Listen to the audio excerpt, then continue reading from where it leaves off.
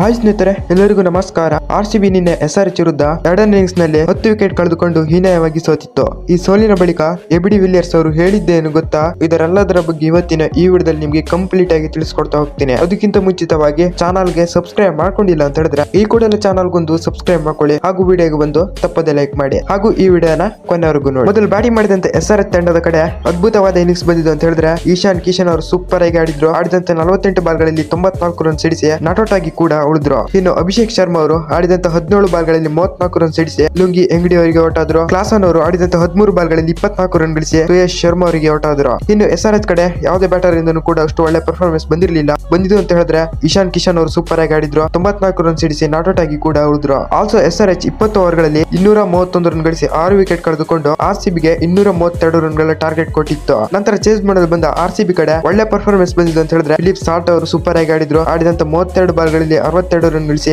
Pat Cummins ಅವರಿಗೆ out ಆದ್ರು. ವಿರಾಟ್ ಕೊಹ್ಲಿ ಅವರು ಕೂಡ ಸೂಪರ್ ಆಗಿ ಆಡಿದ್ರು. ಆಡಿದಂತ 25 ಬಾಲ್ಗಳಲ್ಲಿ 43 ರನ್ ಗಳಿಸಿ ಔಟ್ ಆದ್ರು. ಆಲ್ಸೋ ಎರಡನೇ ಇನ್ನಿಂಗ್ಸ್ ನಲ್ಲಿ RCB ತಂಡದಲ್ಲಿ ಫಿಲಿಪ್ ಸಾಲ್ಟ್ ಹಾಗೂ ವಿರಾಟ್ ಕೊಹ್ಲಿ ಅವರಿಂದ ಒಳ್ಳೆ ಪಾರ್ಟ್ನರ್ಶಿಪ್ ಬಂತು. ಆದ್ರೂ ಕೂಡ RCB ಮ್ಯಾಚ್ ನ ಗೆದ್ದಿಲ್ಲ. ಅದಾದ ನಂತರ ವಿಕೆಟ್ ಗಳು ಹೋದವು. ರಜತ್ ಪಟಿದಾರ್ 18 ರನ್ ಗಳಿಸಿ ಈಶಾನ್ ಮಲಿಂಗ್ ಅವರಿಗೆ ಔಟ್ ಆದ್ರು. ಜಿತೇಶ್ ಶರ್ಮಾ ಅವರ ಕಡೆಯಿಂದನೂ ಕೂಡ ಯಾವುದೇ ಪರ್ಫಾರ್ಮೆನ್ಸ್ ಕೂಡ ಬಂದಿರಲಿಲ್ಲ. 24 ರನ್ ಗಳಿಸಿ ಮುನಾತ್ ಕಟ್ ಅವರಿಗೆ ಔಟ್ ಆದ್ರು. ರೀಸೆಂಟ್ ಮ್ಯಾಚ್ ನಲ್ಲಿ ಒಳ್ಳೆ ಪರ್ಫಾರ್ಮೆನ್ಸ್ ಕೊಟ್ಟಿದ್ದಂತ ಶೆಫರ್ಡ್ ಅವರು 0 ರನ್ ಗಳಿಸಿ ಔಟ್ ಆದ್ರು. ಕುರ್ನಾಲ್ ಪಾಂಡೆ ಅವರು ಕೂಡ ಯಾವುದೇ ಪರ್ಫಾರ್ಮೆನ್ಸ್ ನ ಕೊಟ್ಟಿರಲಿಲ್ಲ. 8 ರನ್ ಗಳಿಸಿ ಪ್ಯಾಟ್ ಕಮಿನ್ಸ್ ಅವರಿಗೆ ಔಟ್ ಆದ್ರು. ಟೀಮ್ ಡೇವಿಡ್ ಅವರು ಕೂಡ ಯಾವುದೇ ಪರ್ಫಾರ್ಮೆನ್ಸ್ ನ ಕೊಟ್ಟಿಲ್ಲ. RCB ಕಡೆ ಒಳ್ಳೆ ಪರ್ಫಾರ್ಮೆನ್ಸ್ ಕೊಟ್ಟಿದ್ದು ಅಂತ ಹೇಳಿದ್ರೆ ಫಿಲಿಪ್ ಸಾಲ್ಟ್ ಹಾಗೂ ವಿರಾಟ್ ಕೊಹ್ಲಿ ಅವರು ಮಾತ್ರ. ಆಲ್ಸೋ RCB 19.5 ಓವರ್ಗಳಲ್ಲಿ 189 ರನ್ ಗಳಿಸಿ ಆಲ್ ಔಟ್ ಕೂಡ ಆಯ್ತು SRH ಬೌಲಿಂಗ್ ಗೆ. ಈ ಮೂಲಕ RCB ಅಂಕಪಟ್ಟಿಯಲ್ಲಿ ಟಾಪ್ 2 ನಿಂದ ಹೊರಗುಳಿದಿದೆ. ಇದನ್ನು ಕಂಡು ಎಬಿಡಿ ಅವರು ಈ ರೀತಿ ಹೇಳಿದ್ದಾರೆ ನೋಡಿ: ಈ ಪಂದ್ಯದಲ್ಲಿ RCB ಟಾಪ್ 2 ನಿಂದ ಹೊರಗುಳಿದಿದೆ, ಆದ್ರೆ ನನಗೆ ವಿಶ್ವಾಸ ಇದೆ ಈ ಸಲ RCB ಫೈನಲ್ ಗೆ ಬಂದೇ ಬರುತ್ತೆ ಮತ್ತು ಈ ವರ್ಷ ಕಪ್ ನಮ್ಮದಾಗುತ್ತೆ ಅಂತ ಎಬಿಡಿ ಅವರು ಹೇಳಿದ್ದಾರೆ. ನನಗೆ ನಂಬಿಕೆ ಇದೆ RCB ಈ ಸಲ ಫೈನಲ್ ಗೆ ಬಂದೇ ಬರುತ್ತೆ ಅಂತ ಎಬಿಡಿ ಅವರು ಹೇಳಿದ್ದಾರೆ. ಎಬಿಡಿ ಅವರ ಮಾತಿನ ಬಗ್ಗೆ ನಿಮ್ಗೆ ಅನಿಸುತ್ತೆ ಅಂತ ತಪ್ಪದೆ ಕಾಮೆಂಟ್ ನಲ್ಲಿ ತಿಳಿಸಿ.